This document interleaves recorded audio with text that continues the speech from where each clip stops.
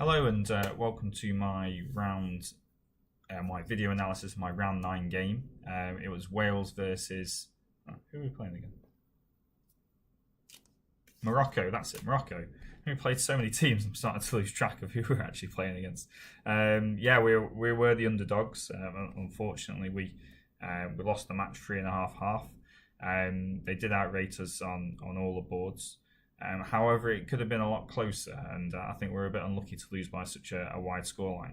A couple of the other games could have gone a little bit differently. I was playing a guy called A Onkoud.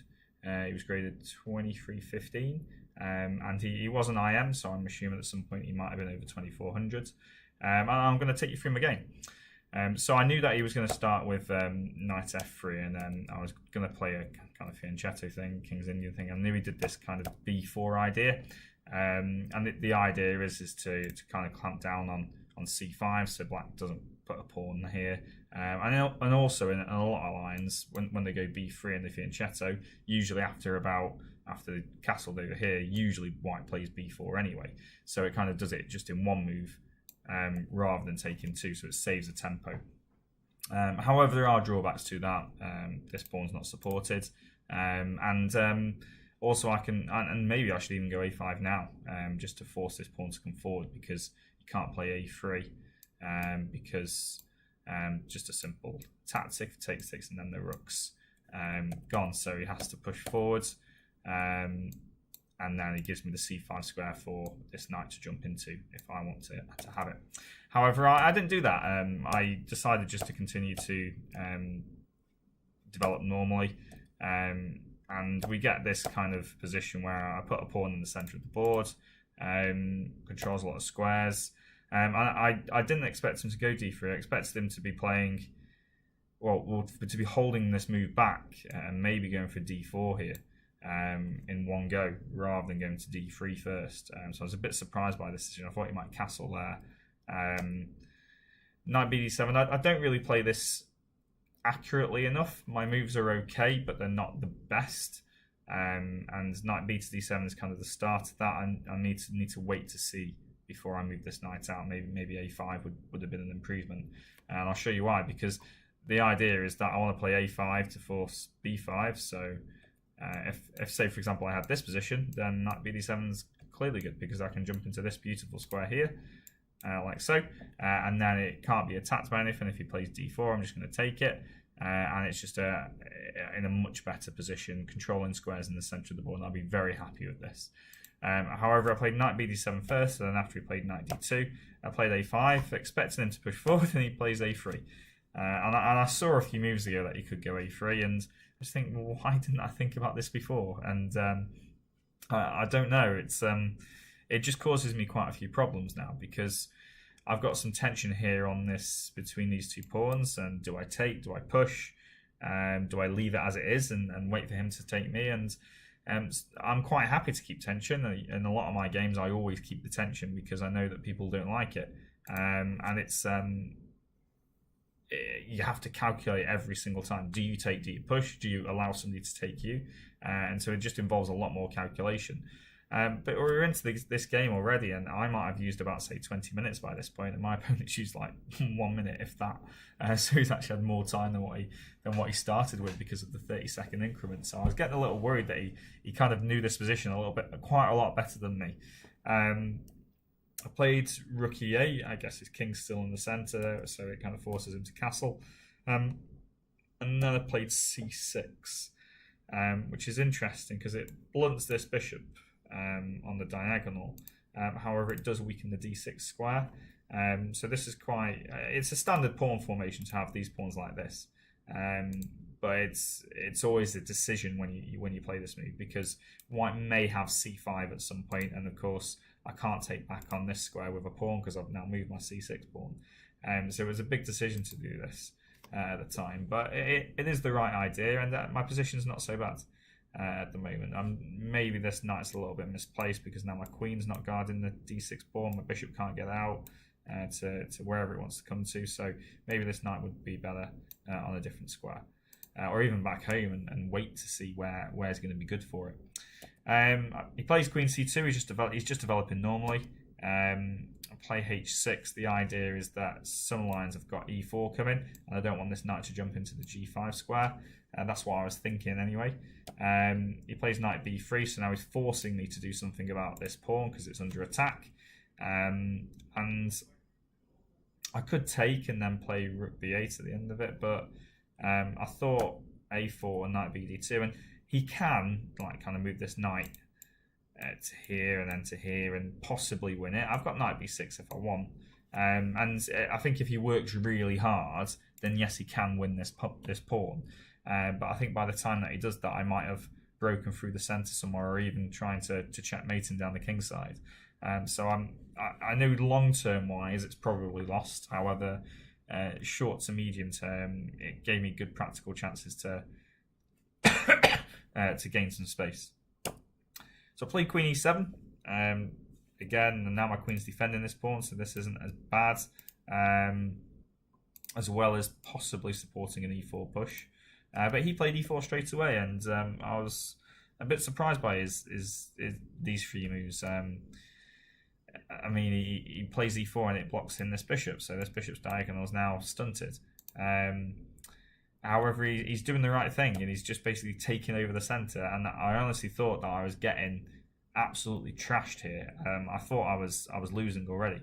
However, in hindsight, and also looking at it with a computer and the coach, I'm not actually doing too badly. This is pretty standard. He plays d4, so he's got all these pawns in the centre of the board, and it looks quite ominous for me. And I take, and I shouldn't do. He does knight takes d4, and then I continue with h5. The idea being that I want this g4 square, and I also want to push forward as well with the pawn, just to try and create some threats against his king. He goes f4, which I think is maybe giving me this g4 square a little bit too much. I don't take advantage of it during the game, but looking back now, maybe I should have tried to get my other knight to that square. I push my pawn on. If he takes, then I'm loving it, because I just moved my knight and my queen's going to take the pawn back. So I'm very happy with that.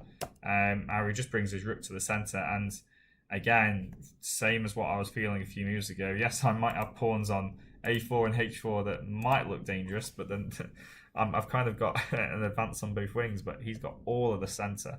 And I honestly felt that I was losing here, and I was kind of waiting for the knockout blow to come. But again, he was playing quite fast, or relatively fast, and I was down to probably about 20 minutes, or getting close to being to 20 minutes on the clock here. And we're only halfway through. We're only on move 18, and I need to get to 40 to get an extra half an hour on my clock. So time was becoming a little bit of an issue, and he was still playing very confidently, like he knew what he was doing. He was very happy with his position. I've just played knight h5. Obviously double attack on the g3 pawn, and he doesn't want to move this or take it, so he played rook e3.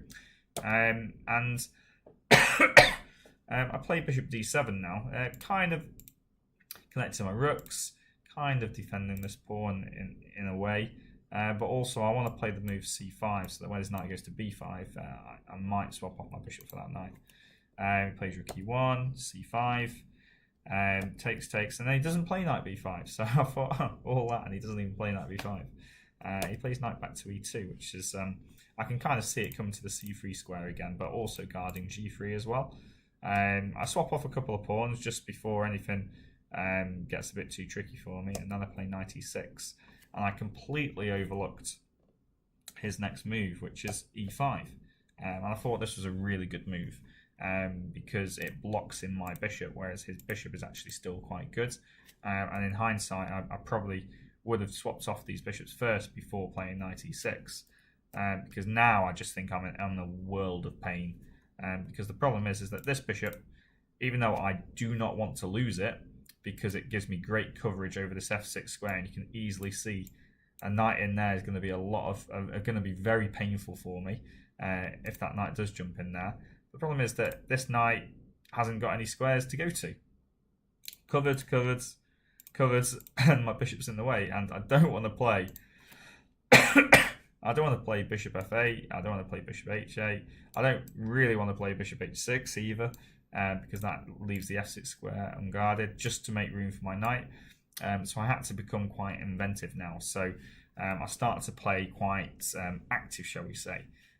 So I play bishop c6, takes, then he plays queen e4, he centralises his queen, attacks a pawn. I'm not really too bothered about losing the pawn. Yeah, he can take it. I've got to that stage where if he takes this pawn, I might even sack on f4 just to get a few checks and see if there's a perpetual around. I'd probably plan it a lot better than that though. Rook b8, attack a bishop, get the open file. Rook e d8. I think it's close to desperate measures at the moment, and that's why I put my rook on open files, trying to get some activity. But the whole plan was that after knight f3, you can't play g4 now, winning the knight, because queen h4, and I've got a double attack on the pawn and also on the rook on e1. So that was the trick that I had up my sleeve. So that's why he has to go knight f3 first, which covers this square on h4. Rook b3. I've got a very simple threat. I'm going to take a pawn and then I'm going to push my a pawn up the board. What's he going to do about it?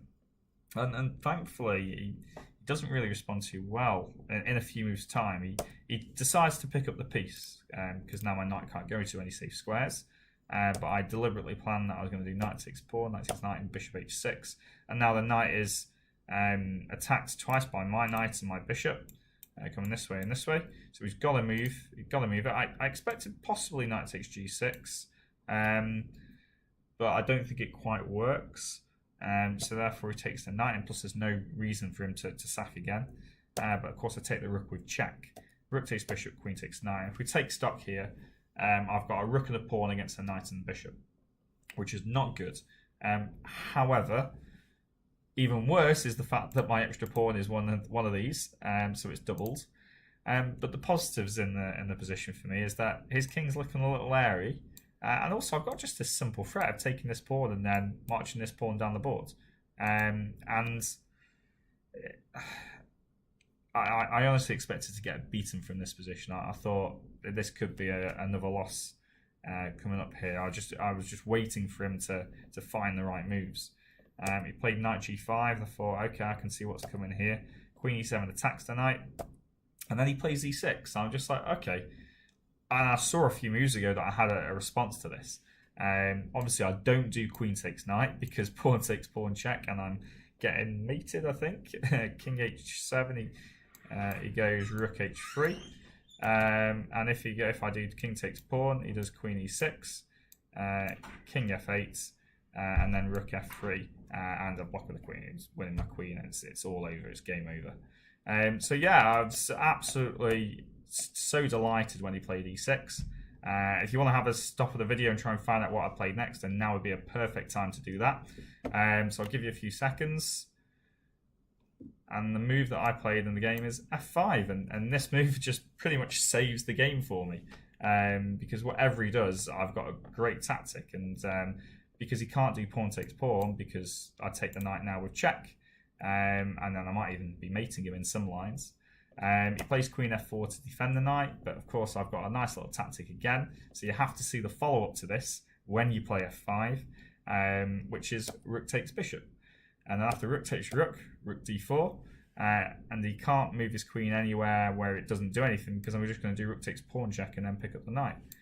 So he does queen b8 check, block with the rook. If I go king g7, it's really bad because rook h3 and I'm getting mated on h8 because he's got the f7 square covered.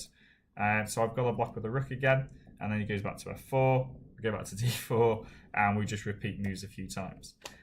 So yeah, that's my game. We ended up with a 3-move repetition, and I was quite happy to survive what could have quite easily been a loss. So yeah, I'm very happy with that draw. If you like the video, give it a thumbs up. Thanks very much for watching.